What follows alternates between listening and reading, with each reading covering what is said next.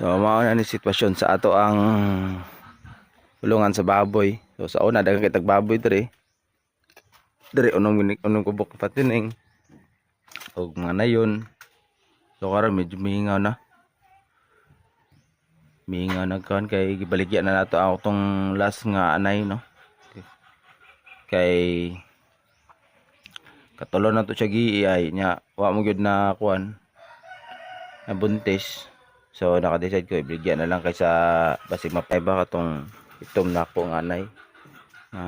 Ako lang gipakuan hasta nabusong. Wala pagbusong niya gulang naman siya nagkuan naglisod siya panganak. Basta napagawa niya mga baktin tanan pero wala napatay po siya after niyang nanganak. So katong itom na to nga kuan itom nga nabilin nga plano tanot unta nato nga obrahon nga imon nga nayon is 1 month ka nang since wala to siya ka kuno wala siya ka didigigmay siyang inahan kay maugali to pagwa niya is after pila ka oras is napatay ang iyang inahan no nga baboy. So ato sa to siyang himuon og anay pero kay salot kuan siya kanang murag kuan ba kanang bansot. So sa amo sa Bisaya isalot na siya. Isalot wala ka tubo no, bansot siya. So mao na lang amo na lang gikuan. Ako na lang gibaligya kay gamay magyapon siya. Gamay hinay kay siya mutubo. Dagko ta to yang kaliwat pero kay hinay siya kay mutubo. Sige baligya lang na ako. So mao na ni karon. Wa na kita bisag isa ka baboy diri. So mingaw no kung naanad na tang buntag natay pakaunon, natay masimaso, natay paliguan nga mga baboy. So mingaw na. Marag kuan na nang na mamiss man ato ba.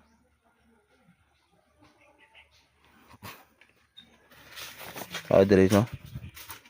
Magbuntag nata diri pang skripon nga mga higos mga baboy kay moreklamo ng silingan or kuan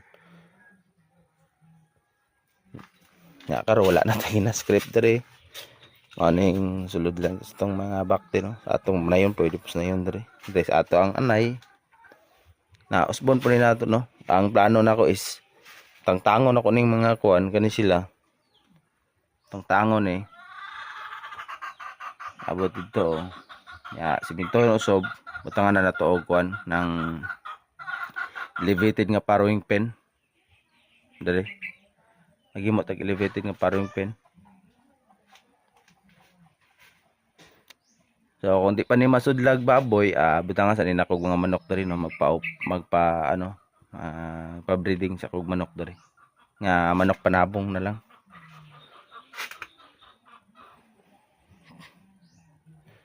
So dahil sa likod daghan na ka tumadre di agwa dagko ng punuan daghan na kayo gulang ng atong madre di agwa.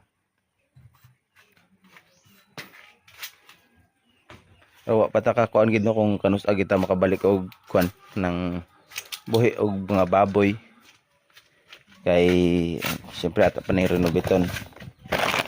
So aside nga patasan ni ato ning liot usbon ng simento kay daghan ng buka daghan na kayong buka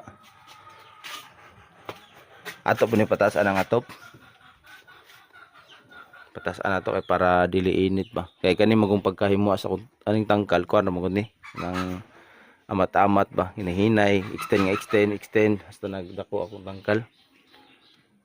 Nagdako ni tangkal sa itong baboy so tipid po ta sa material. Imbis na taas ipanubor atong gihimo. So marito no.